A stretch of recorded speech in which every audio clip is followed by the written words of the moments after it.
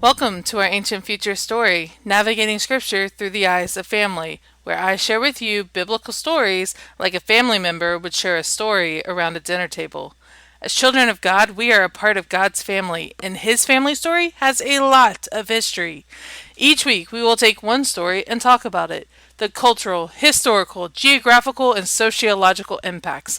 We will be looking at these stories through the perspective of our ancestors, through the lens of ancient times, in hopes of learning more about our family. This is our Ancient Future Story.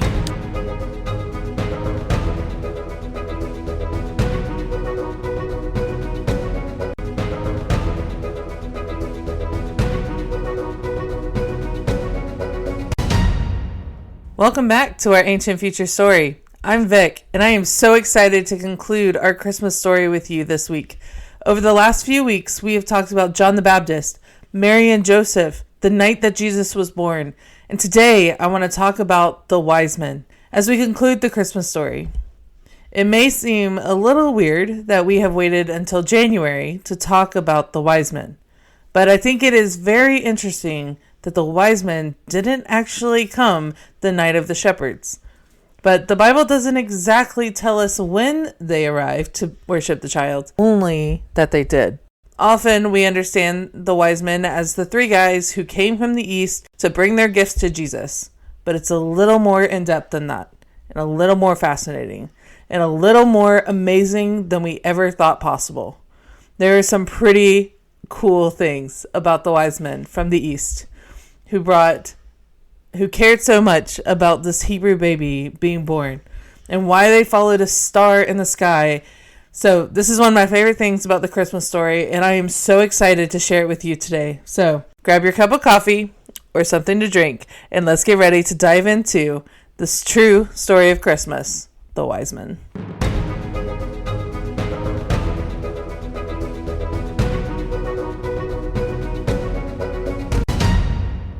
Our story opens with after Jesus was born, during the reign of King Herod.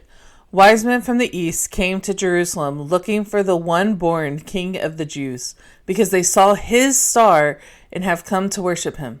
When Herod heard this, he was deeply troubled. There was another king in Israel? Where?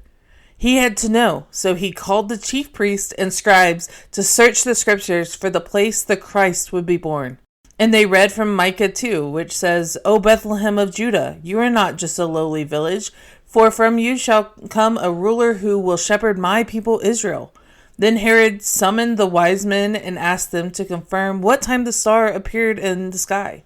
Then he sent them to Bethlehem and told them to return after finding the child, so that he could go and worship him too. So the wise men headed to Bethlehem, and the star they had seen in the sky rose and went before them to rest over the place where the child was.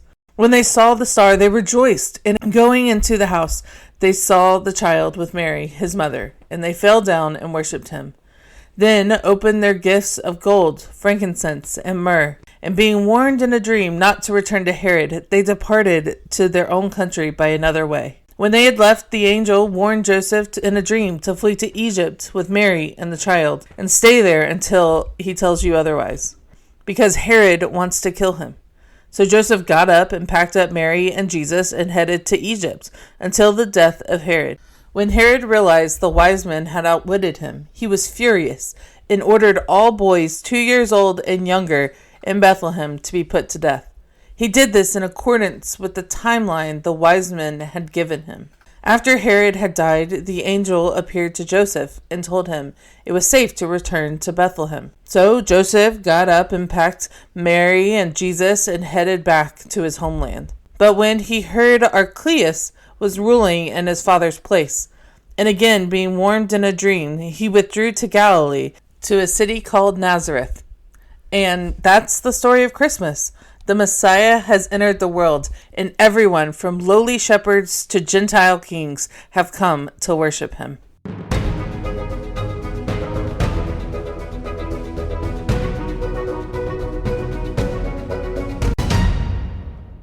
If you grew up in church, you have probably heard this story before.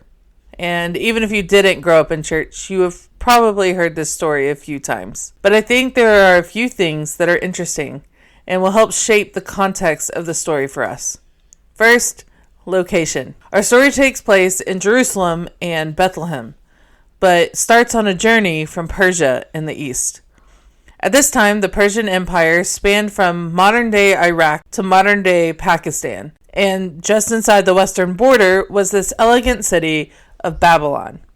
Now, you may remember Babylon from the Old Testament. This was the place that the divided kingdom of Israel was taken during the exile. This was the place of King Nebuchadnezzar, of Shadrach, Meshach, and Abednego in the fiery furnace, of Daniel in the lion's den. This all happened in Babylon. And anytime the Bible says that someone is from the east, this is what they mean. The east is Babylon. So the wise men from Babylon in the Persian Empire came to see this child, which leads us to the second thing I think is fascinating. Persian wise men. How did the wise men from a city 900 miles away from Jerusalem know about, much less care about, a baby being born to a young married couple? Well, for that, we have to go back to Daniel and the story of Israel exile to Babylon. King Nebuchadnezzar captured Jerusalem in about 597 BC. He then forced all the Jews in Babylon to live in captivity. Daniel was one of the people who was moved. A quick backstory on Daniel. He is the son of King David and Abigail. So naturally, the king wants him in his courts. This is where we get the story of Daniel's fast, when he refuses to eat from the king's table, but him and his friends get stronger than all the other men. And Daniel becomes an advisor to the king. One day, in the second year of King Nebuchadnezzar's reign, the king had a dream that he did not understand. So he called all the wise men to see if they could interpret the dream. The wise men were consisted of magicians, enchanters, sorcerers, and astrologers, but none of them could tell the king what his dream meant. However, word got out that the king couldn't understand his dream, and that Daniel had wisdom, and that he could interpret the dream for the king. So the king calls Daniel, and Daniel rightly interprets the dream. Nebuchadnezzar is so impressed, he puts him in charge as the chief wise man. So now Daniel is the supervisor of all the magicians, enchanters, sorcerers, and astrologers in Babylon. This position makes him the third person in charge in the kingdom, which is wild in the first place. But Daniel does not spoil this opportunity. When Nebuchadnezzar dies through a very gruesome death, his son Belshazzar takes over. One night, Belshazzar is hosting this elegant banquet with everyone there, and this hand appears out of nowhere with writing on the wall. And again, like his father, Belshazzar calls all the wise men, the magicians and enchanters and sorcerers and astrologers, and gets them to interpret what the wall says. What does this mean? Again, none of them are able to answer, but Daniel can interpret it. And he tells the king, Belshazzar, that his kingdom and his reign is over because of the way he has treated Yahweh. And therefore, this very night, he will be overthrown by Mede and Persia. And that very night, just as the writing on the wall had said, Belshazzar was slain, and Darius the Mede takes over the throne in Babylon. Now, Darius keeps Daniel and two other administrators to oversee the 120 satraps, aka local governors of the Persian Empire. So again, we see Daniel rising through the ranks. Now, during this, Daniel is impressive, and the king Darius wants to make him ruler over the entire kingdom, which is why the other administrators schemed to get him thrown into the lion's den in the first place. Historical fun fact. Darius the Mede came to power around 539 BC. His son, Xerxes I, is the king in the story of Esther. Xerxes I had a son, Artaxerxes, who was the king that Nehemiah served and eventually appealed to in order to rebuild the temple in Jerusalem. This will be important in a moment. So Daniel is serving the king's court as an administrator over the governors of Persia for King Darius the Mede. When, in Daniel 9:25-27, he has a dream and is visited by the angel Gabriel, who tells him about the anointed one who is to come. Now, the anointed one, in Greek, is the word Christos, or Christ. But in Hebrew, the anointed one literally means Messiah, the Prince. So Gabriel, the same Gabriel who speaks to Mary, the mother of Jesus, tells Daniel almost 500 years earlier of the promised Messiah. In this chapter, chapter 9 of Daniel, Gabriel lays out the timeline for the Messiah. And I'm going to run through it with you really quickly. And I know this is going to be a lot of math, but I promise it is something so amazing. So stick with me. Gabriel says there will be 7 sevens and then 62 sevens before the anointed one meets his demise. So there has been some debate whether or not the sevens are sets of sevens, like if it's weeks or days or years. Most scholars have come to agree that these sevens are sets of years. In other words, the 7 sevens would be 7 sets of 7 years, or 7 times 7, which would equal 49 years. Plus 62 sets of sevens, or 434 years.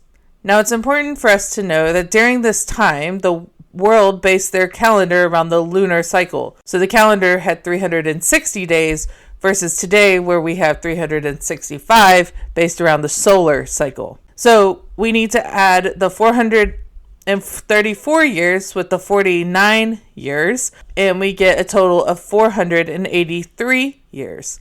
Now, here's where it gets interesting, because now we have to multiply that 483 years, not by 365 days, but by 360. So that would give us about 173,880 days. So roughly, if we multiply that by 365, we get 476 years and 25 days in our calendar. So why does this matter? Gabriel said that the time of the demise of the Anointed One would be 476 years and 25 days after the word went out about the rebuild of the temple. Artaxerxes approved Nehemiah's mission to rebuild the temple in roughly 445 BC. So that means the demise of the Anointed One, the Messiah, will be 476 years and 25 days later, which is roughly 33 AD, exactly when Jesus died on the cross. So through Daniel moves through the ranks of Nebuchadnezzar to Cyrus the Great and becomes chief wiseman. So he's over all the astrologers. And being born Hebrew, and definitely after Gabriel speaks to him about the promised Messiah, he shares the timeline of the Messiah. So knowing the death date of the Messiah, Daniel told everyone he was in charge of about the promised Messiah. So the astrologers were likely keeping record of the skies. When they saw his star, they knew the Messiah had been born. So I want to take a few minutes and talk about this star. How did they know it was his star?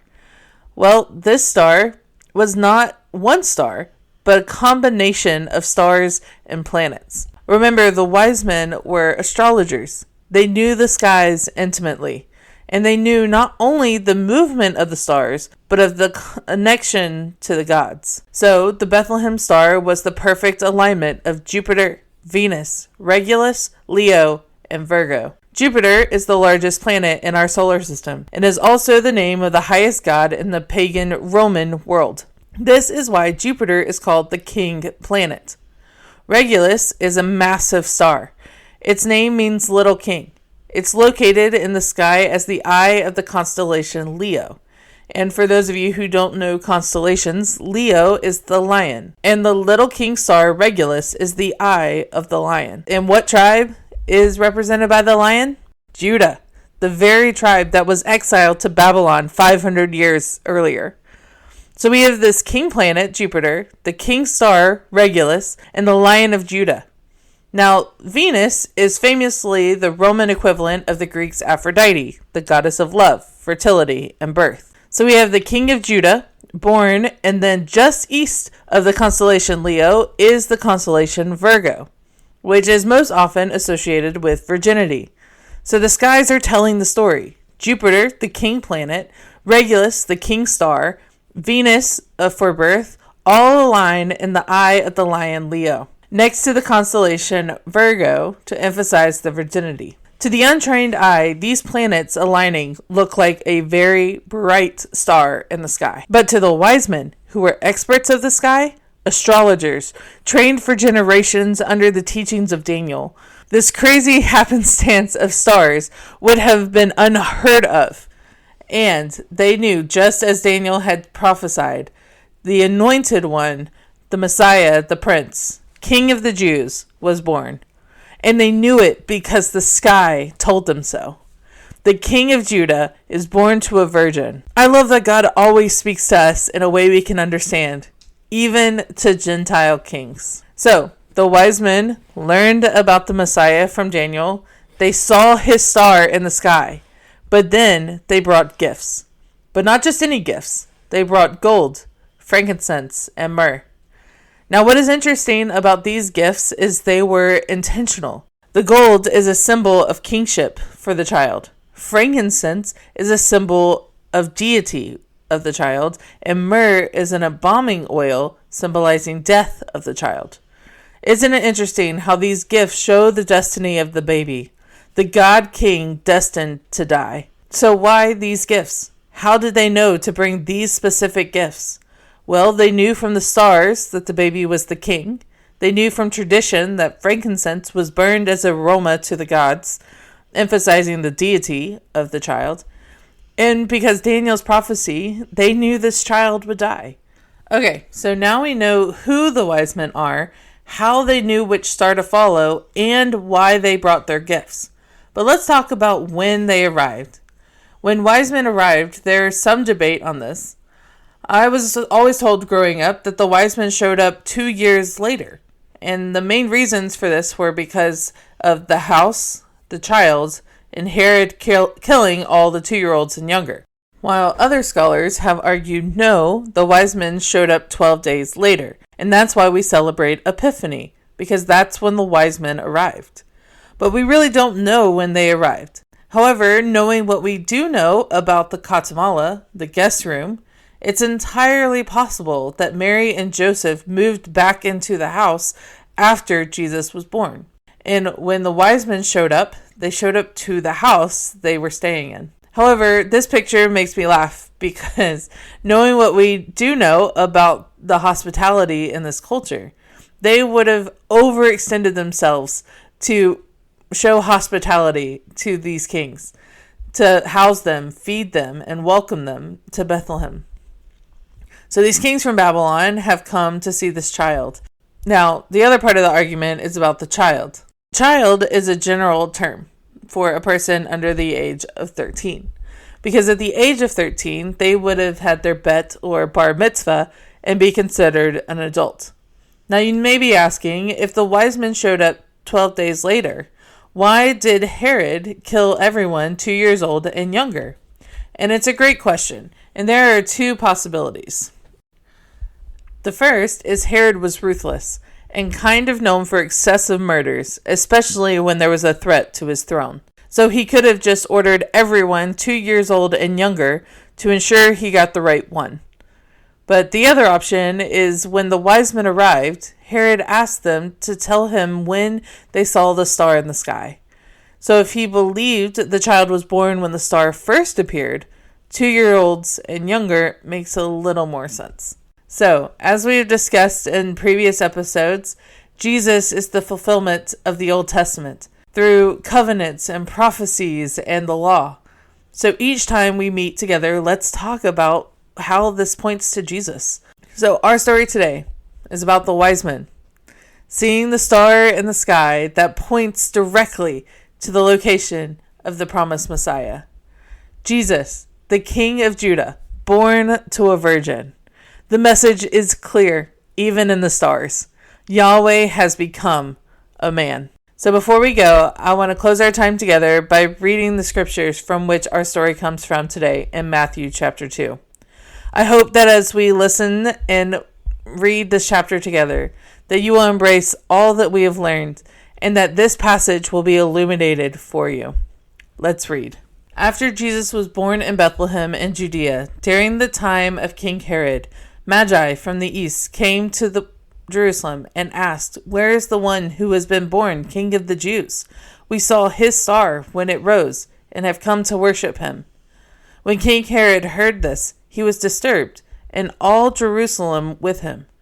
When he had called together all the people's chiefs, priests, and teachers of the law, he asked them where the Messiah was to be born. "In Bethlehem, in Judah," they replied, "for this is what the prophet has written. But you, Bethlehem, in the land of Judah, are by no means least among the rulers of Judah, for out of you will come a ruler who will shepherd my people Israel." Then Herod called the Magi secretly and found out from them the exact time of the star had appeared.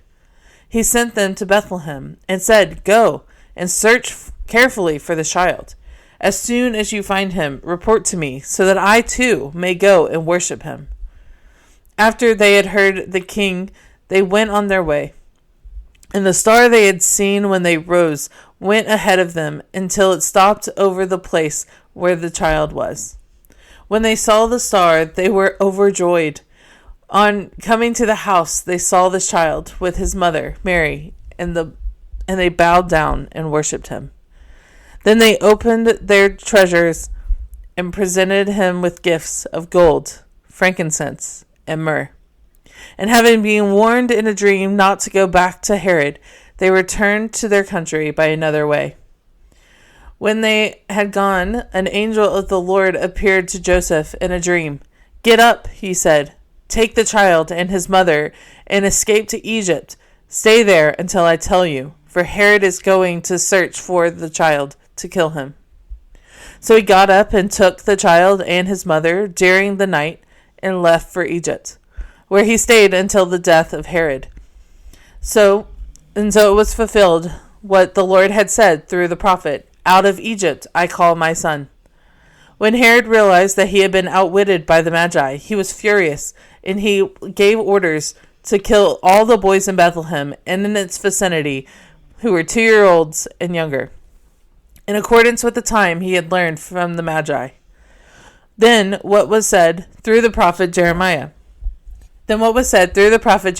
was fulfilled. "A voice is heard in Ramah, weeping in great mourning, Rachel weeping for her children and refusing to be comforted, because they are no more." After Herod died, an angel of the Lord appeared in a dream to Joseph in Egypt and said, "Get up, take the child and his mother, and go to the land of Israel. For those who were trying to take the child's life are dead." So he got up and took the child and his mother and went to the land of Israel. But when he heard that Archelaus was reigning in Judea in place of his father Herod, he was afraid to go there. Having been warned in a dream, he withdrew to the district of Galilee, and he went and lived in a town called Nazareth. So it was fulfilled that was said through the prophets, that he would be called a Nazarene. Thank you for listening to today's episode of our Ancient Future story. I hope that you really enjoyed it. This episode was written and produced by me, Vic Harmon. Music is Embarking on an Adventure by Evan McDonald. Please support the show by subscribing and rating us. And if you want more info or want to dive deeper, check out our website at ourancientfuturestory.com. See you next time. Bye!